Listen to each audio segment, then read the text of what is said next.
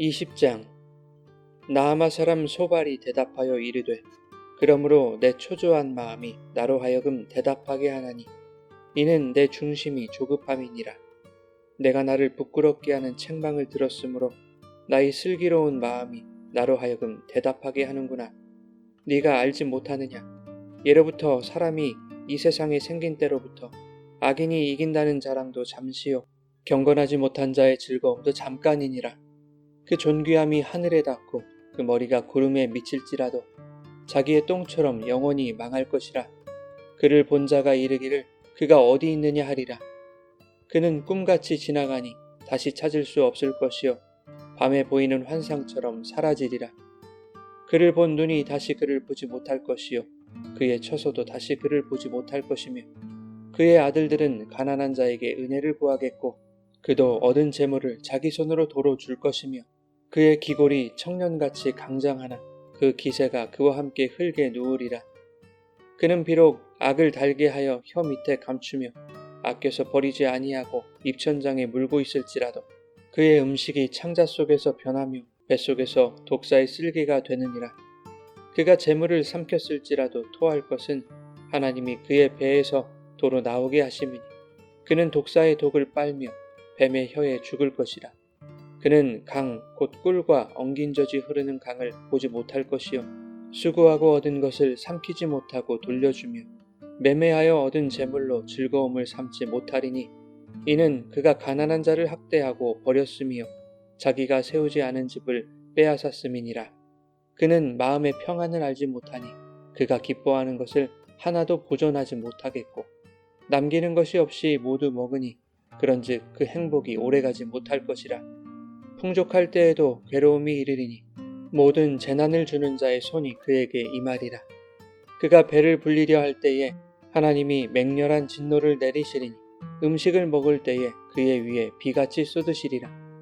그가 철병기를 피할 때에는 노다사를 쏘아 꿰뚫을 것이요 몸에서 그의 화살을 빼낸즉 번쩍번쩍하는 촉이 그의 쓸개에서 나오고 큰 두려움이 그에게 닥치느니라. 큰 어둠이 그를 위하여 예비되어 있고 사람이 피우지 않은 불이 그를 멸하며 그 장막에 남은 것을 해치리라. 하늘이 그의 죄악을 드러낼 것이요 땅이 그를 대항하여 일어날 것인즉 그의 가산이 떠나가며 하나님의 진노의 날에 끌려가리라. 이는 악인이 하나님께 받을 분깃이요 하나님이 그에게 정하신 기업이니라. 여러분 좋은 아침입니다. 오늘도 말씀의 은혜가 여러분의 삶에 풍성히 임하기를 소망합니다. 욥을 향한 소발의 두 번째 말입니다. 소발은 이전에 욥에게 네가 겪고 있는 고난은 너의 죄에 비하면 아무것도 아니라고 말했던 인물입니다. 이러한 소발이 욥의 자기 변호에 공감할 리 없습니다. 소발은 욥의 말이 끝나기가 무섭게 말을 꺼내죠.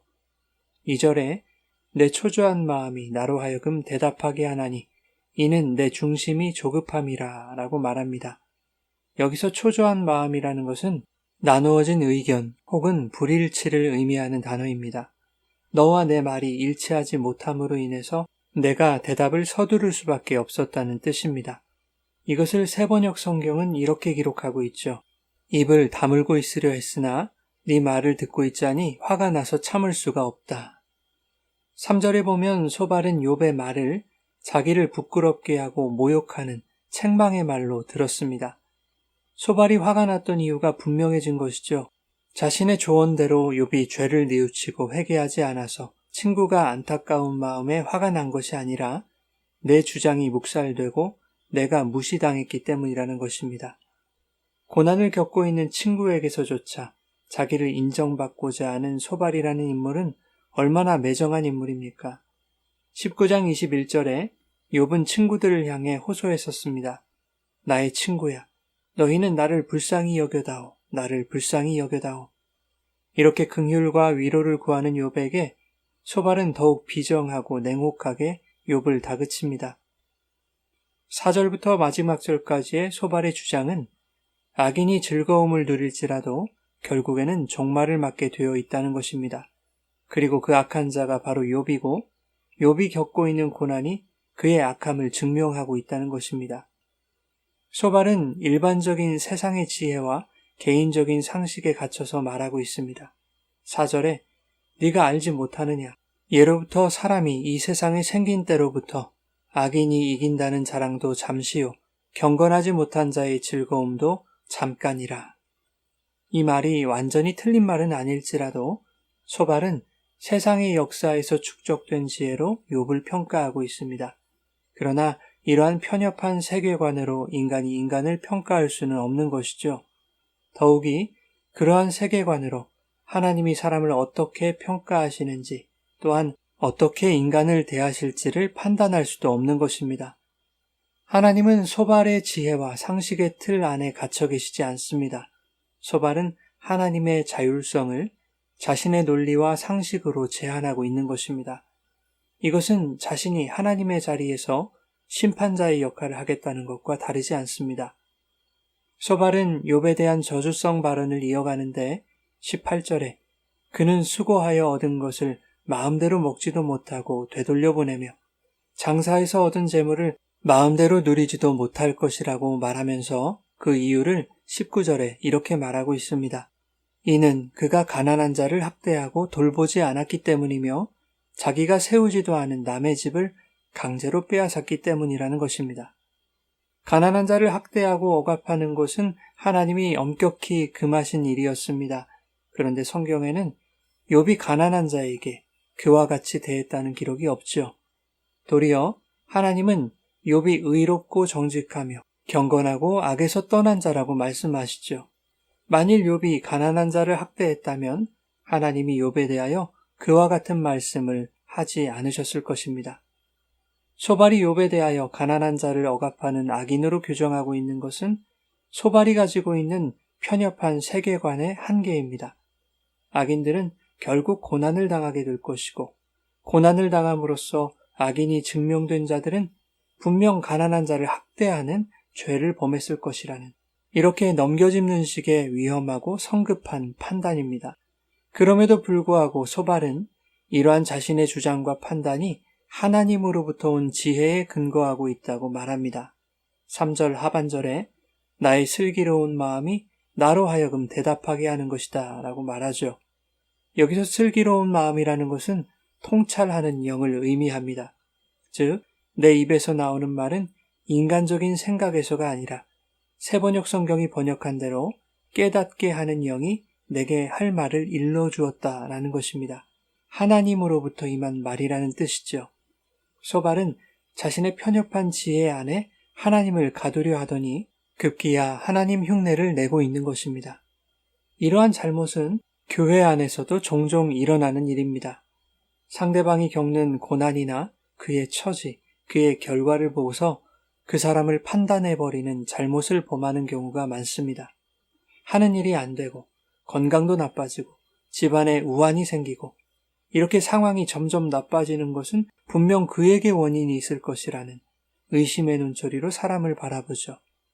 그리고 어느샌가 그에게 조언자로 자처하여 가르치고 훈계하고 회개를 종용하는 일들이 심심치 않게 벌어집니다. 뿐만 아니라 그 사람에 대한 확인되지 않은 나쁜 말들이 퍼지고 그랬기 때문에 네가 지금 고난을 당하고 있는 것이다. 그러니 회개하라 라는 조급하고 성급한 말들이 되려 그 사람의 마음을 난도질하기에 이릅니다. 소발의 주장은 욥이 전에는 부요함과 행복을 누렸지만 지금 모든 것을 잃게 된 욥의 처지야말로 악인의 결말이 어떠한지를 보여주는 것이다 라는 것입니다. 지금 욥이 겪는 결과가 욥의 죄를 고발하고 있다는 것이죠. 그러나 그것은 좁디 좁은 한 인간의 견해에 불과합니다.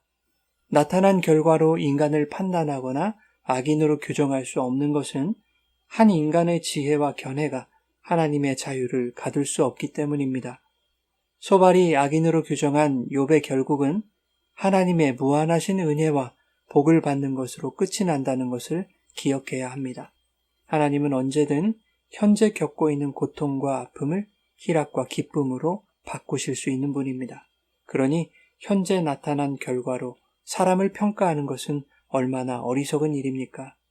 사랑하는 여러분, 우리의 짧은 지식과 좁은 견해와 편협한 지혜는 하나님의 생각과 지혜에 견줄 수 있는 것이 아닙니다.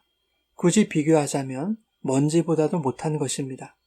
세상은 티끌모아 태산이라고 말하지만 인간의 지혜라는 티끌이 쌓이면 바벨탑처럼 무너져서 흩어지고 말 것입니다. 내 생각을 내려놓고 겸손하게 주님의 뜻을 구하고 성령의 음성에 귀 기울이시기를 예수님의 이름으로 축원합니다.